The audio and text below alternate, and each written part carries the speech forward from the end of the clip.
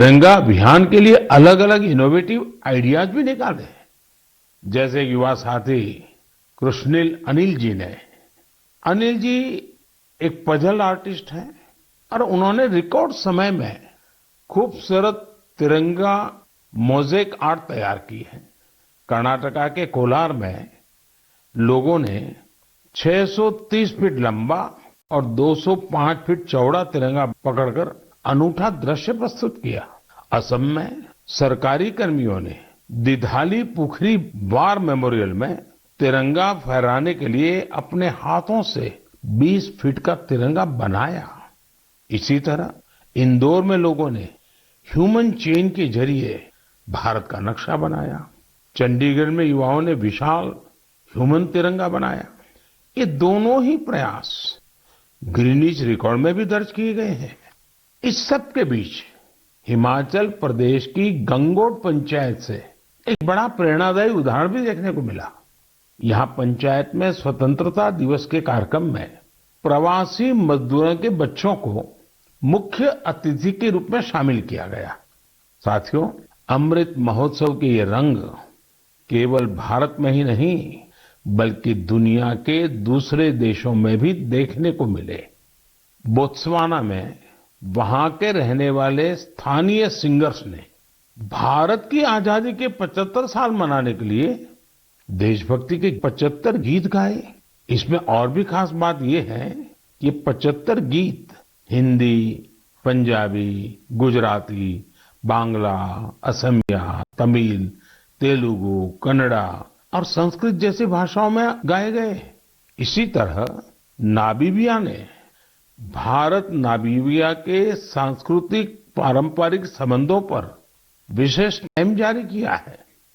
साथियों, मैं और एक खुशी की बात बताना चाहता हूं। अभी कुछ दिन पहले मुझे भारत सरकार के सूचना और प्रसारण मंत्रालय के कार्यक्रम में जाने का अवसर मिला। वहां उन्होंने स्वराज दूरदर्शन की सीरियल का स्क्रीनिंग रखा था। मुझे उसके प्रीमियर में जाने का मौका मिला। ये आजादी के आंदोलन में हिस्सा लेने वाले अनसुने नायक नायिकाओं के प्रयासों से देश की युवा पीढ़ी को परिचित कराने की एक बेहतरीन पहल है। दूरदर्शन पर हर रविवार रात 9 बजे इसका प्रसारण होता है और मुझे बताया गया कि 75 सप्ताह तक चलने वाला है। मेरा आग्रह है कि आप समय निकालकर इसे खुद भी देखें और अपने घर के बच्चों को भी जरूर दिखाएं। और स्कूल कॉलेज के लोग तो इसको रिकॉर्डिंग करके जब सोमवार को स्कूल कॉलेज खुलते हैं तो विशेष कार्यक्रम की रचना भी कर सकते हैं, ताकि आजादी के जंग के इन महानायकों के प्रति हमारे देश में एक नई जागरूकता पैदा होगी। आजादी का अमृत महोत्सव अगले साल यानी अगस्त 2023 तक चलेगा। देश के लिए, स्वतंत्रता सेनानियों के लिए जो लेखन, आयोजन आदि हम कर रहे थे, हमें उन्हें और आगे बढ़ाना है।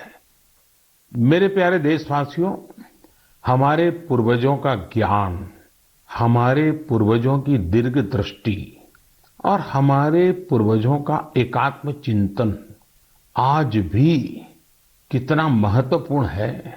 जब उसकी गहराई में जाते हैं तो हम आश्चर्य से भर जाते हैं।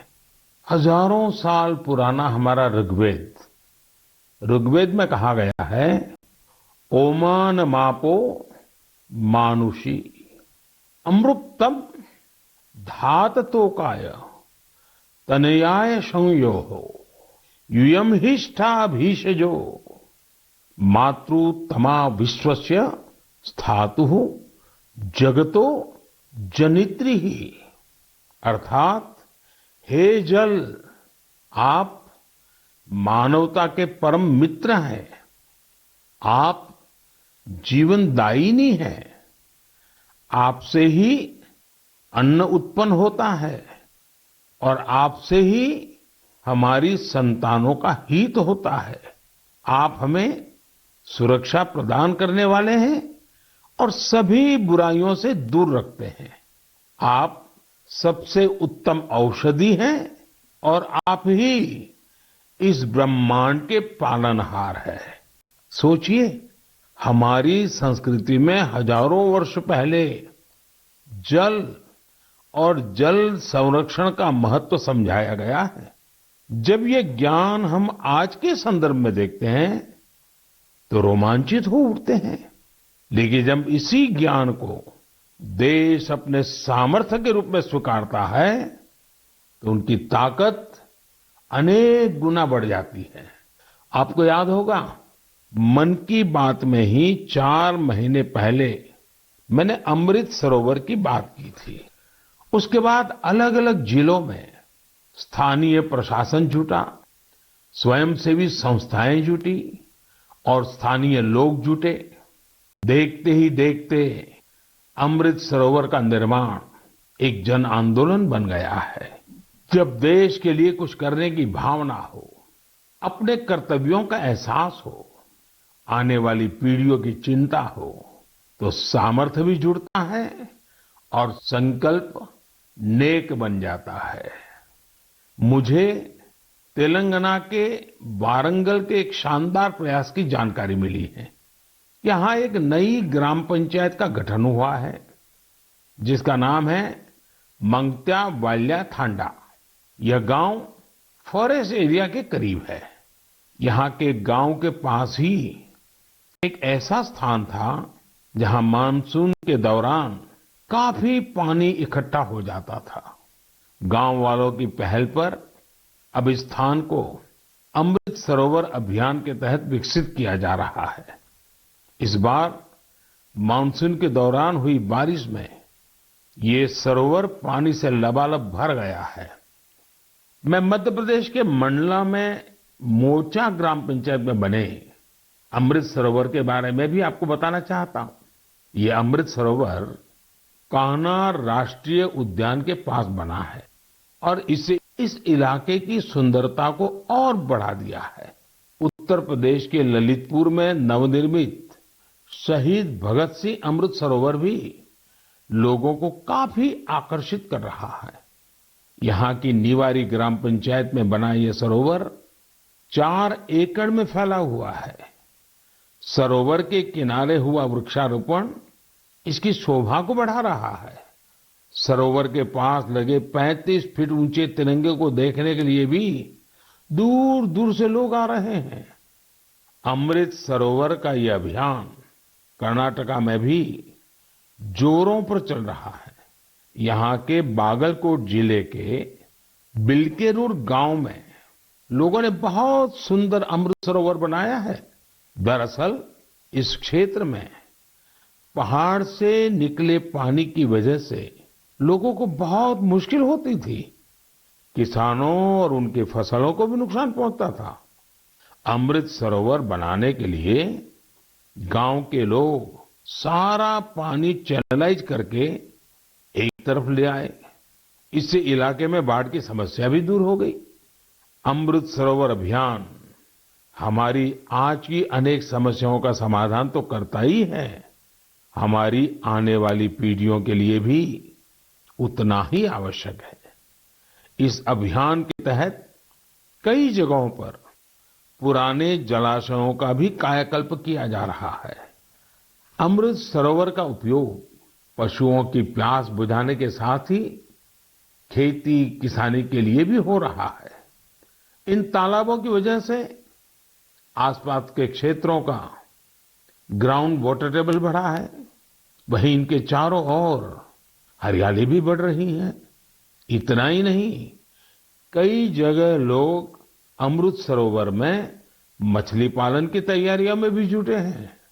मेरा आप सभी से और खासकर मेरे युवा साथियों से आग्रह है कि आप अमृत सरोवर अभियान में बढ़ चढ़ करके हिस्सा लें और जल संचय और जल संरक्षण के इन प्रयासों को पूरी से पूरी ताकत दें, उसको आगे बढ़ाएं। मेरे प्यारे देशवासियों, असम के बोंगाई गांव में एक दिलचस्प परियोजना चलाई जा रही है, प्रोजेक्ट संपूर्णा। इस प्रोजेक्ट का मकसद है कुपोषण के खिलाफ लड़ाई, और इस लड़ाई का तरीका भी बहुत यूनिक है। इसके तहत किसी आंगनवाड़ी केंद्र के एक स्वस्थ बच्चे की मां एक कुपोषित बच्चे की मां से हर सप्ताह मिलती है और पोषण से संबंधित सारी जानकारियों पर चर्चा करती है। यानी एक मां दूसरी मां की मित्र बन उसकी मदद करती है, उसे सीख देती है। इस प्रोजेक्ट की मदद से इस क्षेत्र में एक साल में 90% से ज्यादा बच्चों में कुपोषण दूर हुआ है। आप कल्पना कर सकते हैं, क्या कुपोषण दूर करने में गीत, संगीत और भजन का भी इस्तेमाल हो सकता है? मध्य प्रदेश के दतिया जिले में मेरा बच्चा अभियान, इस मेरा बच्चा अभियान में इसका सफलतापूर्वक प्रयोग किया गया। इसके तहत जिले में भजन कीर्तन आयोजित हुए, जिसमें पोषण गुरु कहलाने वाले शिक्षकों को बुलाया गया। एक मटका कार्यक्रम भी हुआ। इसमें महिलाएं आंगनवाड़ी केंद्र के लिए मुट्ठी भर अनाज लेकर आती हैं और इसी अनाज से शनिवार को बाल भोज का आयोजन होता है। इससे आंगनवाड़ी केंद्रों में बच्चों की उपस्थिति बढ़ने के साथ ही कुपोषण भी कम हुआ है। कुपोषण के प्रति जागरूकता बढ़ाने के लिए एक यूनिक अभियान झारखंड में भी चल रहा है। झारखंड के गिरिडीह में सांप सीढ़ी का एक गेम तैयार किया गया है। खेल खेल में बच्चे अच्छी और खराब आदतों के बारे में सीखते हैं। साथियों, कुपोषण से जुड़े इतने सारे अभिनव प्रयोगों के बारे में मैं आपको इसलिए बता रहा हूं क्योंकि हम सबको भी आने वाले महीने में इस अभियान से जुड़ना है। सितंबर का महीना त्योहारों के साथ साथ पोषण से जुड़े बड़े अभियान को भी समर्पित है। हम हर साल 1 से 30 सितंबर के बीच पोषण माह मनाते हैं। कुपोषण के खिलाफ पूरे देश में अनेक क्रिएटिव और डाइवर्स एफर्ट्स किए जा रहे हैं। टेक्नोलॉजी का बेहतर इस्तेमाल और जन भागीदारी भी पोषण अभियान का महत्वपूर्ण हिस्सा बना है। देश में लाखों आंगनवाड़ी कार्यकर्ताओं को मोबाइल डिवाइस देने से लेकर आंगनवाड़ी सेवाओं की पहुंच को मॉनिटर करने के लिए पोषण ट्रैकर भी लॉन्च किया गया है। सभी एस्पिरेशनल डिस्ट्रिक्ट्स और नॉर्थ ईस्ट के राज्यों में 14 से 18 साल की बेटियों को भी पोषण अभियान के दायरे में लाया गया है। कुपोषण की समस्या का निराकरण इन कदमों तक ही सीमित नहीं है। इस लड़ाई में दूसरी कई और पहल की भी अहम भूमिका है। उदाहरण के तौर पर जल जीवन मिशन को ही ले तो भारत को कुपोषण मुक्त कराने में इस मिशन का भी बहुत बड़ा असर होने वाला है। कुपोषण की चुनौतियों से निपटने में सामाजिक जागरूकता से जुड़े प्रयास महत्वपूर्ण भूमिका निभाते हैं। मैं आप सभी से आग्रह करूंगा कि आप आने वाले पोषण माह में कुपोषण या मालन्यूट्रिशन को दूर करने के प्रयासों में हिस्सा जरूर लें। मेरे प्यारे देशवासियों, चेन्नई से श्रीदेवी वरदराजन जी ने मुझे एक रिमाइंडर भेजा है। उन्होंने माय गॉव पर अपनी बात कुछ इस प्रकार से लिखी है। नए साल के आने में अब 5 महीने से भी कम समय बचा है और हम सब जानते हैं कि आने वाला नया साल इंटरनेशनल ईयर ऑफ मिलेट्स के तौर पर मनाया जाएगा। उन्होंने मुझे देश का एक मिलेट मैप भी भेजा है। साथ ही पूछा है कि क्या आप मन की बात में आने वाले एपिसोड में इस पर चर्चा कर सकते हैं। मुझे अपने देशवासियों में इस तरह के जज्बे को देखकर बहुत ही आनंद की अनुभूति होती है। आपको याद होगा कि यूनाइटेड नेशंस ने एक प्रस्ताव पारित कर वर्ष 2023 को इंटरनेशनल ईयर ऑफ मिलेट्स घोषित किया है। आपको ये जानकर भी बहुत खुशी होगी कि भारत के इस प्रस्ताव को 70 से ज्यादा देशों का समर्थन मिला था। आज दुनिया भर में इसी मोटे अनाज का, मिलेट्स का क्रेज बढ़ता जा रहा है। साथियों, जब मैं मोटे अनाज की बात करता हूं तो मेरे एक प्रयास को भी मैं आज आपको शेयर करना चाहता हूं। पिछले कुछ समय से भारत में कोई भी जब विदेशी मेहमान आते हैं, राष्ट्राध्यक्ष भारत आते हैं, तो मेरी कोशिश रहती है कि भोजन में भारत के मिलेट्स यानी हमारे मोटे अनाज से बनी हुई डिशेस बनवाऊं। और अनुभव यह आया है, इन महानुभावों को यह डिशेज बहुत पसंद आती है और हमारे मोटे अनाज के संबंध में, मिलेट्स के संबंध में काफी कुछ जानकारियां एकत्र करने का वो प्रयास भी करते हैं।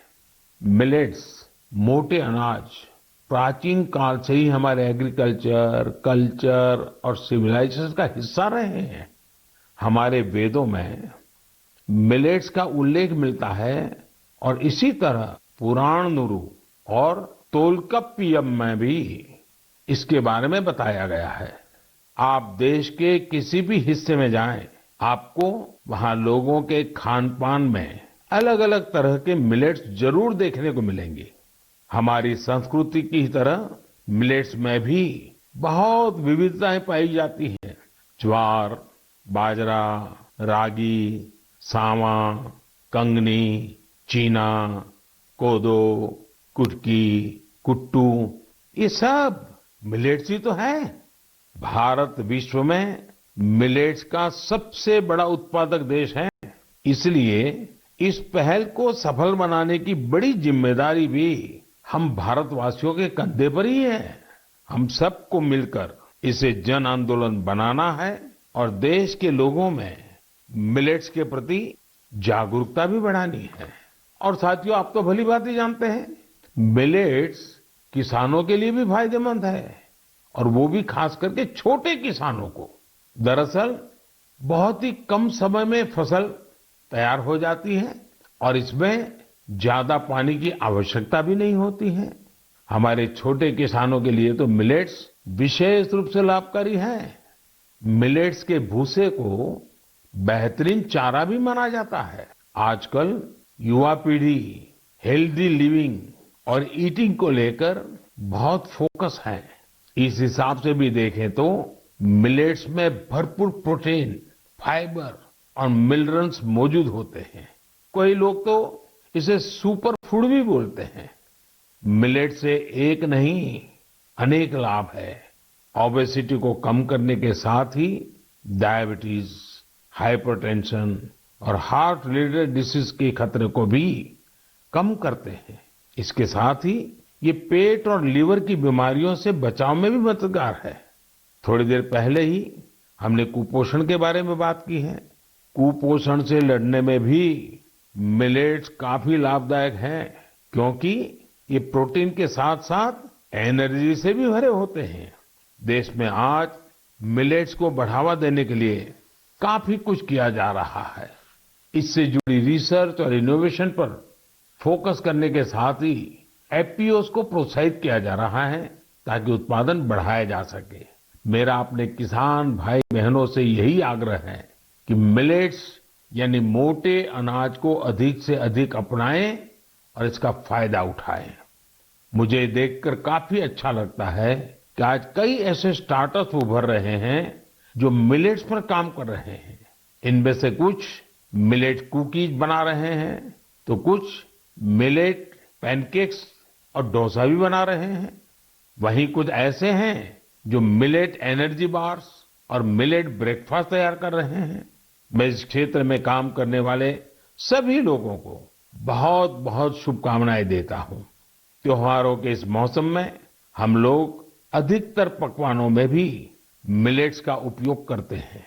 आप अपने घरों में बने ऐसे पकवानों की तस्वीरें सोशल मीडिया पर जरूर शेयर करें ताकि लोगों के बीच मिलेट्स को लेकर जागरूकता बढ़ाने में मदद मिले।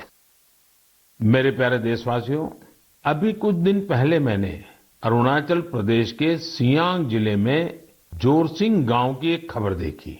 ये खबर एक ऐसे बदलाव के बारे में थी जिसका इंतजार इस गांव के लोगों को कई वर्षों से था।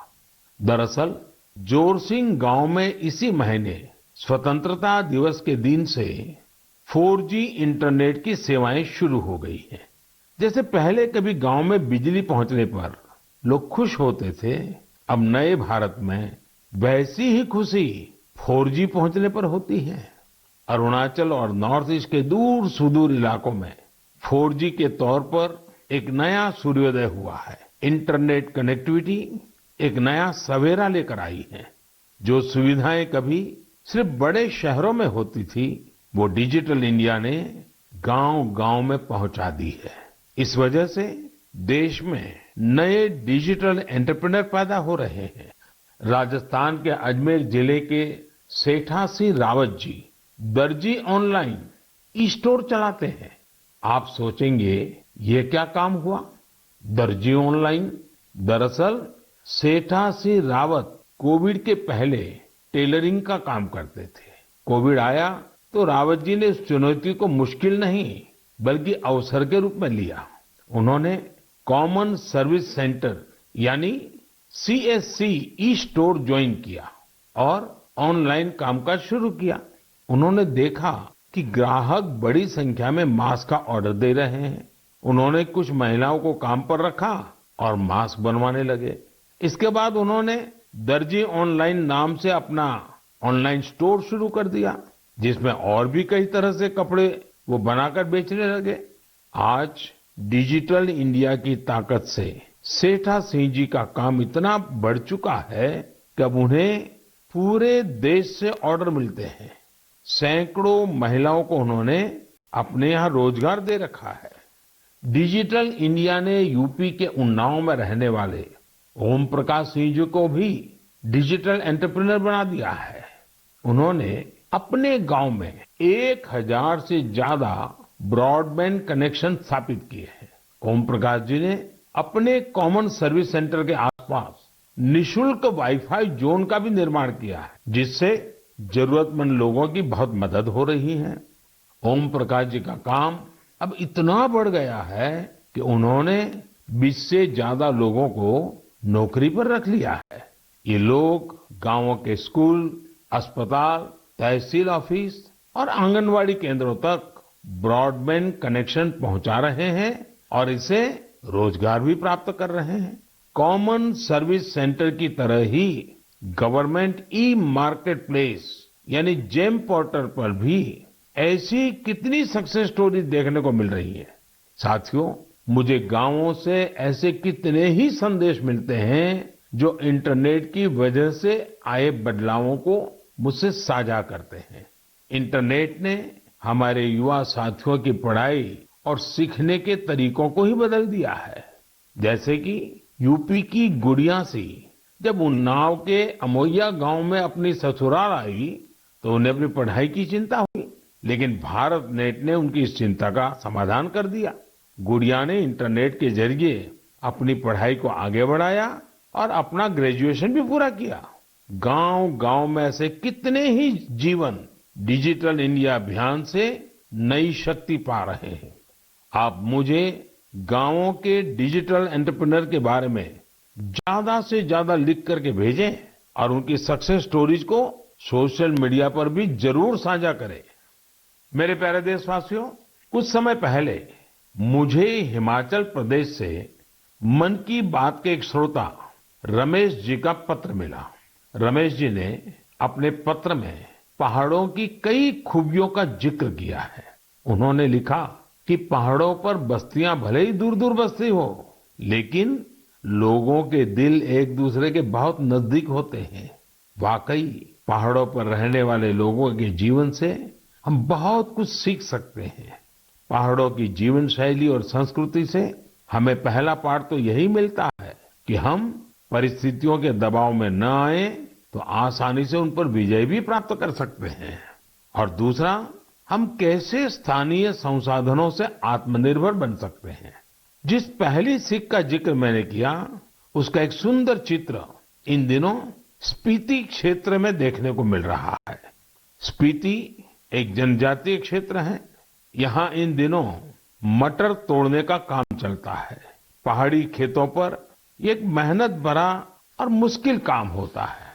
लेकिन यहाँ गांव की महिलाएं इकट्ठा होकर एक साथ मिलकर एक दूसरे के खेतों से मटर तोड़ती हैं। इस काम के साथ साथ महिलाएं स्थानीय गीत छपरा माझी छपरा ये भी गाती हैं। यानी यहाँ आपसी सहयोग भी लोक परंपरा का एक हिस्सा है। स्पीति में स्थानीय संसाधनों के सदुपयोग का भी बेहतरीन उदाहरण मिलता है। स्पीति में किसान जो गाय पालते हैं उनके गोबर को सुखाकर बोरियों में भर लेते हैं। जब सर्दियां आती हैं तो इन बोरियों को गाय के रहने की जगह में, जिसे यहाँ खुड कहते हैं, उसमें बिछा दिया जाता है। बर्फबारी के बीच ये बोरियां गायों को ठंड से सुरक्षा देती हैं। सर्दियां जाने के बाद यही गोबर खेतों में खाद के रूप में इस्तेमाल किया जाता है। यानी पशुओं के वेस्ट से ही उनकी सुरक्षा भी और खेतों के लिए खाद भी। खेती की लागत भी कम और खेत में उपज भी ज्यादा। इसलिए तो ये क्षेत्र इन दिनों प्राकृतिक खेती के लिए भी एक प्रेरणा बन रहा है। साथियों, इसी तरह के कई सराहनीय प्रयास हमारे एक और पहाड़ी राज्य उत्तराखंड में भी देखने को मिल रहे हैं। उत्तराखंड में कई प्रकार के औषधि और वनस्पतियां पाई जाती है जो हमारे सेहत के लिए बहुत फायदेमंद होती है। उन्हीं में से एक फल है बेडू। इसे हिमालयन फिग के नाम से भी जाना जाता है। इस फल में खनिज और विटामिन भरपूर मात्रा में पाए जाते हैं। लोग फल के रूप में तो इसका सेवन करते ही हैं, साथ ही कई बीमारियों के इलाज में भी इसका उपयोग होता है। इस फल की इन्हीं खूबियों को देखते हुए अब बेडू के जूस, इससे बने जैम, चटनी, अचार और इन्हें सुखाकर तैयार किए गए ड्राई फ्रूट को बाजार में उतारा गया है। पिथौरागढ़ प्रशासन की पहल और स्थानीय लोगों के सहयोग से बेडू को बाजार तक अलग अलग रूपों में पहुंचाने में सफलता मिली है। बेडू को पहाड़ी अंजीर के नाम से ब्रांडिंग करके ऑनलाइन मार्केट में भी उतारा गया है। इससे किसानों को आय का नया स्रोत तो मिला ही है, साथ ही बेडू के औषधीय गुणों का फायदा दूर दूर तक पहुंचने लगा है। मेरे प्यारे देशवासियों, मन की बात में आज शुरुआत में हमने आजादी के अमृत महोत्सव के बारे में बात की है। स्वतंत्रता दिवस के एक महान पर्व के साथ साथ आने वाले दिनों में और भी कई पर्व आने वाले हैं। अभी कुछ दिन बाद ही भगवान गणेश की आराधना का पर्व गणेश चतुर्थी है। गणेश चतुर्थी यानी गणपति बप्पा के आशीर्वाद का पर्व। गणेश चतुर्थी के पहले ओणम का पर्व भी शुरू हो रहा है। विशेष रूप से केरला में ओणम शांति और समृद्धि की भावना के साथ मनाया जाएगा। 30 अगस्त को हरतालिका तीज भी है। ओडिशा में 1 सितंबर को नुआखाई का पर्व भी मनाया जाएगा। नुआखाई का मतलब ही होता है नया खाना। यानी ये भी दूसरे कई पर्वों की तरह ही हमारी कृषि परंपरा से जुड़ा त्योहार है। इसी बीच जैन समाज का संवत्सरी पर्व भी होगा। हमारे ये सभी पर्व हमारी सांस्कृतिक समृद्धि और जीवंतता के पर्याय हैं। मैं आप सभी को इन त्योहारों और विशेष अवसरों के लिए शुभकामनाएं देता हूं। इन पर्वों के साथ साथ कल 29 अगस्त को मेजर ध्यानचंद जी की जन्म जयंती पर राष्ट्रीय खेल दिवस भी मनाया जाएगा। हमारे युवा खिलाड़ी वैश्विक मंचों पर हमारे तिरंगे की शान बढ़ाते रहें, यही हमारी ध्यानचंद जी के प्रति श्रद्धांजलि होगी। देश के लिए हम सभी मिलकर ऐसे ही काम करते रहें, देश का मान बढ़ाते रहें। इसी कामना के साथ मैं अपनी बात समाप्त करता हूं। अगले माह एक बार फिर आपसे मन की बात होगी। बहुत बहुत धन्यवाद।